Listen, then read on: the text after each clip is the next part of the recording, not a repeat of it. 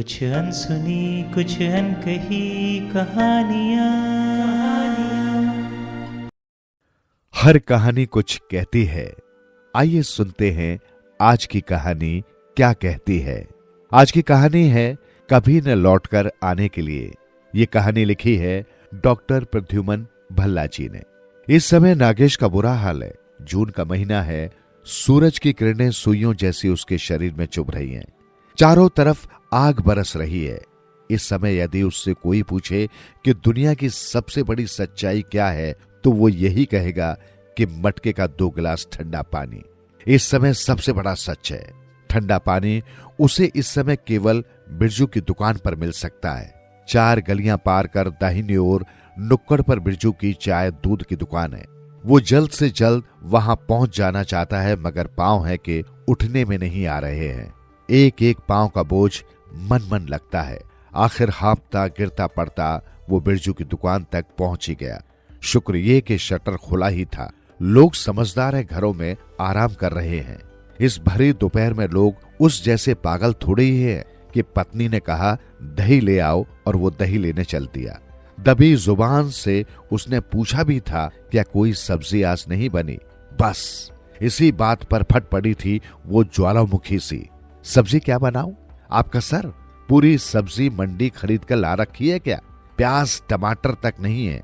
नागेश बर्फ हो गया। चुपचाप कटोरा उठाया और दही लेने चल दिया। रास्ते में वो इस बात को फिर सिरे से पकड़ना चाहता था, मगर बात का कोई सिरा ही उसे लाख कोशिश करने पर भी सूझ नहीं रहा था। बहरहाल उसने सोचा कि शायद गर्मी और लू की वजह से भी ऐसा हो सकता है। अरे नागा, इतनी दोपहर में कहाँ घूम रिया है? लू लग गई तो लेटा देगी बेटा। बिरजू चाचा समेत गली के कई लोग उसे नागा या नागे कहकर पुकारते हैं। ये उसके बचपन का नाम है। उसकी माँ ने रखा था। वो शायद नाग की तरह लहराता होगा बचपन में, इसलिए ये नाम रखा। 1-2 बार उसने माँ से पूछा भी था कि मेरा ये नाम कैसे पड़ा। माँ टाल गई।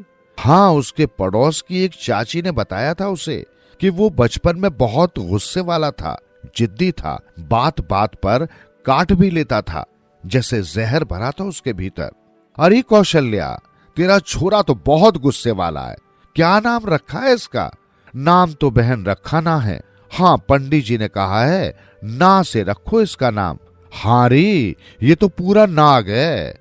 माँ बुरी तरह लड़ी चाची से कि उसके बेटे को नाग क्यों कहा, मगर धीरे धीरे उसे सारे नागा नागे कहने लगे। जब पिताजी स्कूल में नाम लिखवाने गए तो मास्टर ने स्वयं ही नागेश लिख दिया रजिस्टर में, मगर गली के कई लोगों की जुबान पर अब भी वही नागे नागा पक गया है। बस यूं ही चाचा थोड़ी दही लेने आया था। पहले मटके का पानी पीऊंगा 2 गिलास, गर्मी के मारे दम निकला जाता है। नागेश ने मुश्किल से कहा। हाँ हाँ, क्यों नहीं, आजा भीतर। बाहर तो बेटा आसमान से आग बरस रही है। राम जाने कब ठंडी होगी ये आग। अजीब मौसम है। 2 गिलास पानी पीकर 10 रुपए की दही डलवाकर वो फिर उल्टे पांव लौट पड़ा। बैठने का समय नहीं है उसके पास। क्या पत्नी का डर है उसके मन में? जितना वो इस बात को झटकना चाहता है, उतना ये बात उसके दिमाग में घरे करी जाती है। बच्चे उसे प्यारे हैं। फूल से कोमल प्यारे प्यारे बच्चे उसे प्यारे लगते हैं। बच्चे उसे जब पापा पापा कहकर लिपटते हैं तो वो दुनिया के सारे गम भूल जाता है। कामकाज की उलझनें, दफ्तर की परेशानियां, बॉस से कहा सुनी या अपने भीतर का तनाव, सभी कुछ तो भूल जाता है। मगर पत्नी है कि उसे ताना देने का कोई अवसर हाथ से नहीं छोड़ती। इसके 10 काम कर दो और एक न करो तो बस उसी का रोना रोना शुरू कर देगी। उसे व्यंग और तानों के ऐसे ऐसे बाढ़ मारती है कि वो भीतर तक टूट जाता है। उसका तन और मन दोनों आहत हो जाते हैं। उसके भीतर उबाल सा उठता है। नसें फड़कने लगती हैं, शरीर कांपने लगता है और आवाज मानो दहाड़ के रूप में निकलने को छटपटाने लगती है। मगर होता कुछ भी नहीं है उससे। ये सारा ज्वार एक पल को उठता है, दूसरे पल शांत हो जाता है। जैसे लहर आती है वैसे ही लौट जाती है। मानो उबलते दूध में किसी ने पानी का छींटा मार दिया हो और उस छींटे से उबाल फिर शांत हो जाता है। पत्नी फिर बोलना शुरू करती है। उसके भीतर मानो आंच पाकर फिर उबाल आता है, मगर फिर शांत हो जाता है। ये क्या होता है? कभी कभी तो उसे शक होता है कि कहीं वो नामर्द तो नहीं है, और वो स्वयं को टटोल कर भी देखता है, और उन घुटन, बेचैनी, छटपटाहट के क्षणों में उसका शक वाकई यकीन सा प्रतीत होता उसे। मगर दो बच्चों को देख वो इस ओर से तो संतुष्ट सा हो जाता है, मगर उसे लगता है कि ये तो शारीरिक नपुंसकता है जो उसमें नहीं है। कहीं वो मानसिक नपुंसकता का शिकार तो नहीं? वो फिर बात के सिरे को पकड़ने की कोशिश करता है। अच्छा खासा घर है, फर्नीचर है, लोन लेकर और भी सुख सुविधाओं के सामान जुटा लिए हैं उसने, जिससे पगार तो सुकुड़ गई, मगर इस सुकुड़न को उसने परिवार पर कभी जाहिर नहीं होने दिया। बच्चे बेचारे देवता हैं, जो ला दिया पहन लिया, जो खिला दिया खा लिया, जब कुछ मांगते हैं वो लाकर दे देता है। मगर पत्नी को वो जितना संतुष्ट करने की कोशिश करता है, प्रसन्न रखने का प्रयास करता, उतना उसकी इच्छाएं बढ़ती जाती। घर से निकलता तो 10 काम गिनवा देती, घर में रहता तो घर के ही 10 काम जिम्मे लगा देती। घर में रहे तो परेशान, सारा दिन घर में बैठे रहते हो, बाहर रहे तो क्यों, रात भी बाहर ही काट आते। गोया वो पत्नी के हाथों की कठपुतली है, 2-4 क्षण भी अपने लिए अपनी तरह से नहीं जी पाता। एक काम ठीक ढंग से न हुआ तो उसका भेजा गरम। उसे डर सा लगने लगा था उससे, मगर क्यों? वही पत्नी है जिसे खुद चुनकर ब्याह कर लाया है। 7 फेरे लेकर 7 वचन भरवाकर पंडित जी ने गठजोड़ किया है उनका। पहले 2-3 साल खूब अच्छी जमी उनकी, खूब इज्जत करती थी पत्नी उसकी, खूब ध्यान रखती थी। उसकी छोटी से छोटी जरूरतों के लिए वो मेहनत करती थी। सुबह उठता तो बैठती, नहाने का पानी तैयार, कपड़े निकले हुए, रूमाल मोजे तैयार, जूते भी पॉलिश किए हुए, उसकी पसंद का नाश्ता, दोपहर को उसकी पसंद की सब्जी, सलाद। अब वे दिन कहाँ हवा हुए। कुछ सालों से उसने बेड टी तो देखी भी नहीं थी। नाश्ता कभी मिला कभी न मिला। ज्यादातर वो बाहर ही नाश्ता करता था, क्योंकि पत्नी के पास समय नहीं होता। कई बार वो खुद को दोषी मानता है। उसे पत्नी पर तरस सा भी आता है कि सारा दिन कोल्हू के बैल की तरह जुटी रहती है वो काम में। उसका दिल करता है कि वो भी उसका हाथ बटाए। उसने 1-2 बार ऐसा किया भी, मगर पत्नी ने इस पर भी उसे ताने ही दिए। आज क्यों दिखावा कर रहे हो? आज काम करने की फुर्सत मिली है जनाब को। वो काम करता करता रुक जाता, उसे निर्ही भाव से देखता, अनमने ढंग से काम पूरा करता, मगर पत्नी ऐसी बला की खूबसूरती से उस किए हुए काम में मीन मेख निकालती कि वो भी भीतर तक टूट जाता। एक काम क्या किया, मेरे लिए 10 काम और बढ़ा कर रख दिए हैं। इससे तो अच्छा था ना ही करते। न जाने कब इस आदमी को ढंग से काम करने की अक्ल आएगी। वो बैठ जाता तो उसे उसके बैठने में भी आपत्ति थी। अब वहां क्या आलसियों की तरह बैठे हो? इतना भी नहीं होता कि 2-4 काम और निपटा दें फुर्ती से। और ऐसे मौकों पर वो उदाहरण देती अपने मायके वालों का। आप क्या नकल करेंगे मेरे भाइयों की? उन जैसे नहीं आप बन सकते कई जन्म लेकर भी।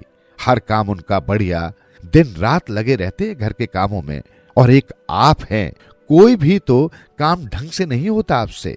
फिर उसकी नसें खिंचने लगती, उसके भीतर उबाल सा उठता, आक्रोश, खीज और गुस्से के बादल गरजने लगते, और जी में आता कि एक झन्नाटेदार झापड़ उसके मुंह पर रसीद करे और कहे कि जा, चली जा अपने उन्हीं भाइयों के पास, जाकर बैठ जा अपनी भाभियों की गोद में और मुझे चैन से रहने दो।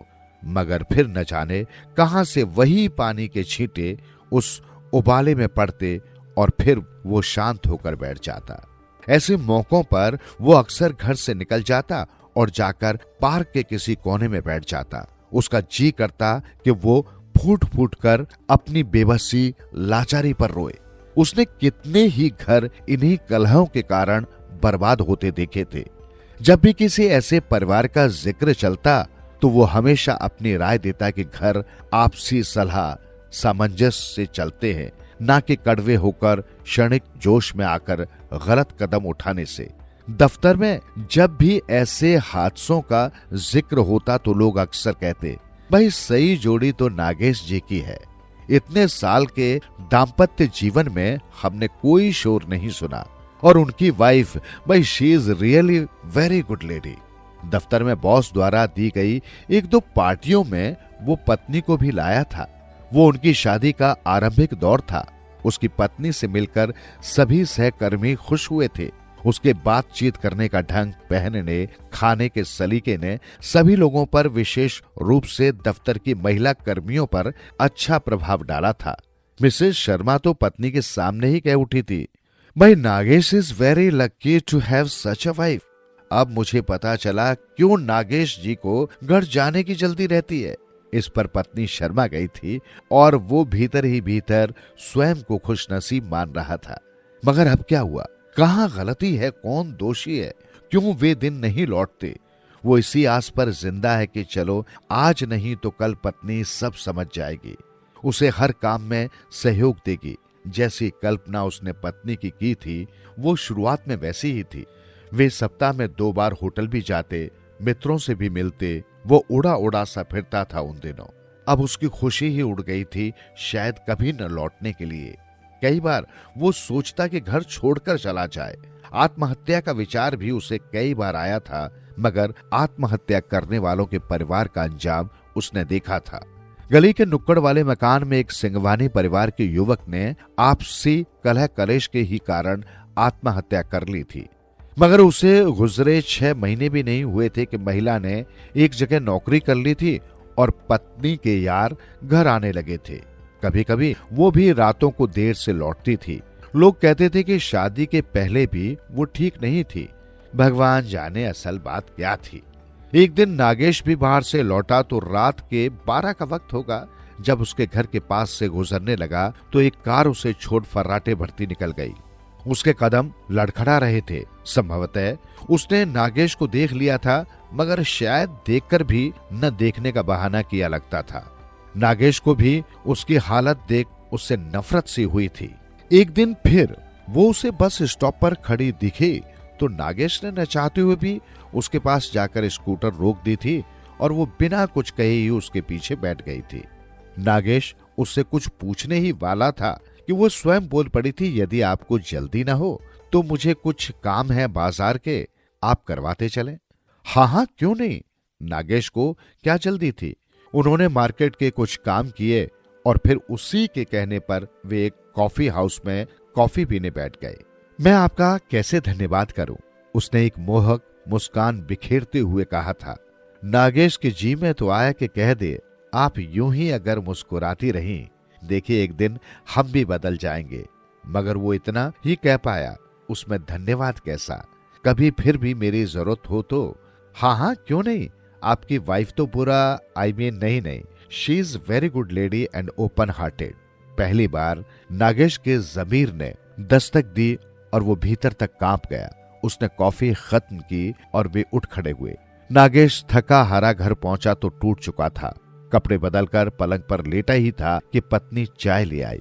उसका मन चाय पीने का न था, मगर कहीं इस बात पर कलह न हो जाए, उसने उठकर आज्ञाकारी बच्चे की तरह चाय पकड़ ली। क्या बात है, आज कुछ थके से हैं? पत्नी ने बड़े ही आत्मीय स्वर में पूछा। नहीं ऐसा तो कुछ नहीं है, लगता है दफ्तर में काफी काम है। लाइए मैं सर दबा दूं। तुम मेरा सर दबाओगी? मेरा मतलब है मैं? अरे भाई मैं नहीं तो और कौन दबाएगा, चलिए लेट जाइए। वो लेट गया। पत्नी उसका सर दबाते दबाते उसके बालों में उंगलियां घुमाती रही। मैं भी कैसी हूँ, आपका बिल्कुल ध्यान नहीं रखती। आज मार्केट से आपकी पैंट शर्ट लाई हूँ, क्या करूं? बच्चों में इतना उलझ जाती हूँ कि ध्यान ही नहीं रहता कि पति भी है घर पर। ये मुंह खपा डालते हैं दिन भर। आपको बुरा तो लगता होगा, मगर मैं क्या करूं नागेश। अजी हाँ, सुना आपने? कुछ सुना वो गली के नुक्कड़ वाली के बारे में? क्यों, क्या हुआ उसे? अजी वही जिसके पति ने पीछे आत्महत्या की है। कहते कि छीछी, कहते हुए भी शर्म आती है, छिनाल औरत है।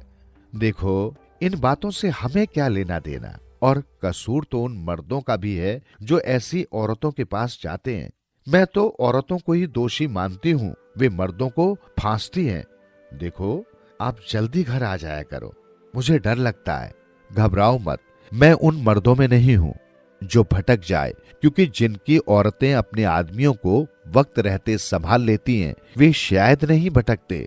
मैंने पत्नी को गहरे से देखा। पत्नी के चेहरे पर गंभीरता थी। बच्चे घर पर नहीं थे, मौसम में ठंडक थी। उसने उठकर दरवाजा भीतर से बंद कर लिया। मुझे लगा अब दुख मेरे घर को छोड़कर जा रहे हैं, शायद कभी न लौटकर आने के लिए। सुनते रहो दिल से यूं ही कहानियां। कहानियां आपकी, हमारी और सबकी, जो दिलों को छू लेती है। सुनते रहें कहानियां।